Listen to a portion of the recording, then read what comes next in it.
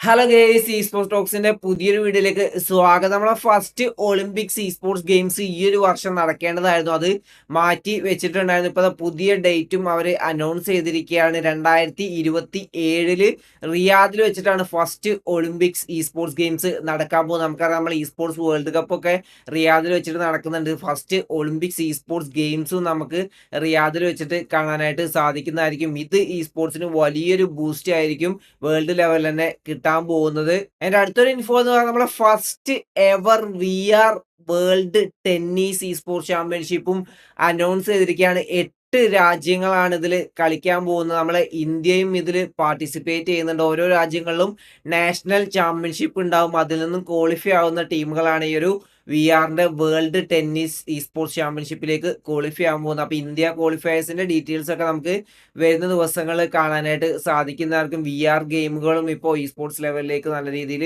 വളർന്നുകൊണ്ടിരിക്കുന്നുണ്ട്. അപ്പോൾ VR games ഒക്കെ കളിക്കുന്നവർ ഈ ഒരു ടെന്നീസ് ട്രൈ ചെയ്യാനായിട്ട് ശ്രമിക്കുക. നിങ്ങൾക്കും ചിലപ്പോൾ ഒരു കരിയർ അതിൽ ബിൽഡ് ചെയ്യാനായിട്ട് സാധിക്കുന്നതായിരിക്കും. അടുത്തൊരു ഇൻഫോ എന്ന് പറഞ്ഞാൽ നമ്മുടെ BGIS ദ ഗ്രൈൻഡിന്റെ വീക്ക് 2 ഗ്രൂപ്പ് സിയുടെ ഡേ 2 മത്സരങ്ങൾ ഇന്നലെ അവസാനിച്ചിട്ടുണ്ടായിരുന്നു. നമ്മൾ ഓവറോൾ സ്റ്റാൻഡിങ്സ് നോക്കുകയാണെങ്കിൽ ബിഗ് ബ്രദർ ഇ സ്പോർട്സ് തന്നെയാണ് ആ ഒരു പോയിന്റ് ടേബിൾ ടോപ്പിൽ നിൽക്കുന്നത്. ഇന്നലെ 55 പോയിന്റ് സ്വന്തമായിക്കൊണ്ട് 119 പോയിന്റുമായിട്ട് ആ ഒരു പോയിന്റ് ടേബിൾ ടോപ്പ് തന്നെ നിൽക്കുന്നുണ്ട്. സെക്കൻഡ് SBA ഗെയിമിംഗ് എത്തിയിരിക്കുകയാണ്. നല്ലൊരു കംബാക്ക് പെർഫോമൻസ്, നല്ലൊരു ഡോമിനേറ്റിംഗ് പെർഫോമൻസ് ആണ് SBAയുടെ ഭാഗത്ത് നമുക്ക് കാണാനായിട്ട് സാധിച്ചത്. മാച്ച് 2 16 ഫിനിഷസോട് കൂടിയുള്ള ചിക്കണിനാണ് ടീം സ്വന്തമാക്കിയത്. ലാസ്റ്റ് മാച്ചിൽ 10 ഫിനിഷസോട് കൂടിയുള്ള ചിക്കണിന്. അങ്ങനെ ഇന്നലത്തെ 6 മാച്ചുകളിൽ 73 പോയിന്റാണ് ടീം സ്വന്തമാക്കിയത്. ടോട്ടല് 117 പോയിന്റുമായിട്ട് 5ാം സ്ഥാനത്തു നിന്നും 2ാം സ്ഥാനത്തേക്ക് എത്തിയിരിക്കുകയാണ്. നല്ലൊരു കംബാക്ക് പെർഫോമൻസ് അവർ കാഴ്ചവെച്ചു. നമ്മുടെ മാക്ക് കളിക്കുന്ന ജെനിസസ് ഇ സ്പോർട്സ് ഇന്നലെ മാച്ച് ഫോർ സാൻഹോക്കിൽ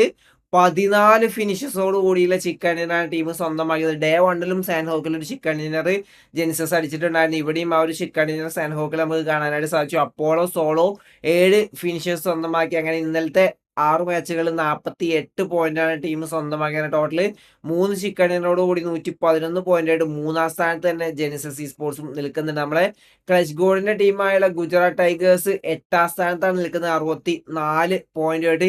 ഇനിയും 2 ദിവസമാണ് ഈ ഒരു ഗ്രൂപ്പ് സിയുടെ മത്സരങ്ങൾ ഉള്ളത്. അതിൽ നിന്ന് നമുക്കറിയാം ആരൊക്കെയാണ് റൗണ്ട് 3ലേക്കും റൗണ്ട് 2ലേക്കും ക്വാളിഫൈ ആകാൻ പോകുന്നത്. അപ്പോൾ നിങ്ങൾ മാച്ചുകളൊന്നും മിസ് ചെയ്യാതിരിക്കുക. നമ്മളെ വീക്ക് 1ഉം വീക്ക് 2 മത്സരങ്ങൾ കഴിഞ്ഞ് കഴിഞ്ഞാൽ പിന്നെ വീക്ക് 3യുടെ മത്സരങ്ങളാണ് വരുന്നത്. വീക്ക് 3ലും വീക്ക് 4ലും അതിന്റെ ഷെഡ്യൂൾ വലിയൊരു മാറ്റം നമുക്ക് കാണാനായിട്ട് സാധിക്കുന്നുണ്ട്. ഇതുവരെ ഓരോ വീക്കുകളിലും ഓരോ ഗ്രൂപ്പിന്റെ മത്സരങ്ങളായിരുന്നുണ്ടായിരുന്നത്. വീക്ക് 1ൽ ഗ്രൂപ്പ് ഡിയുടെ, വീക്ക് 2ൽ ഗ്രൂപ്പ് സിയുടെ മത്സരം കഴിഞ്ഞ് ഇനി വീക്ക് 3 മുതൽ ഗ്രൂപ്പുകളിൽ മാറ്റം, അല്ലെങ്കിൽ ആ ഒരു ഷെഡ്യൂൾ മാറ്റം വന്നിരിക്കുകയാണ്. വീക്ക് 3ലെ ഫസ്റ്റ് 2 ദിവസം നമുക്ക് ഗ്രൂപ്പ് ബിയുടെ ഫസ്റ്റത്തെ 12 മാച്ചുകൾ കാണാനായിട്ട് സാധിക്കും. പിന്നീട് വീക്ക് 3ലെ ബാക്കിയുള്ള 2 ദിവസങ്ങളിൽ ഗ്രൂപ്പ് എയിലെ ഫസ്റ്റ് 12 മാച്ചും കാണാനായിട്ട് സാധിക്കുന്നതായിരിക്കും. പിന്നീട് വീക്ക് 4ലേക്ക് വരുമ്പോൾ നമുക്ക് ബാക്കിയുള്ള ഗ്രൂപ്പ് ബിയുടെ 12 മാച്ചുകളും പിന്നീട് ഗ്രൂപ്പ് എയുടെ 12 മാച്ചുകളും കാണാനായിട്ട് സാധിക്കും. അങ്ങനെയാണ് പുതിയൊരു ഷെഡ്യൂൾ വന്നിട്ടുള്ളത്. അതായത് നമുക്ക് ഗ്രൂപ്പ് എയുടെയും ഗ്രൂപ്പ് ബിയുടെയും മത്സരങ്ങൾ ഫസ്റ്റ് വീക്ക് അല്ലെങ്കിൽ വീക്ക് 3ൽ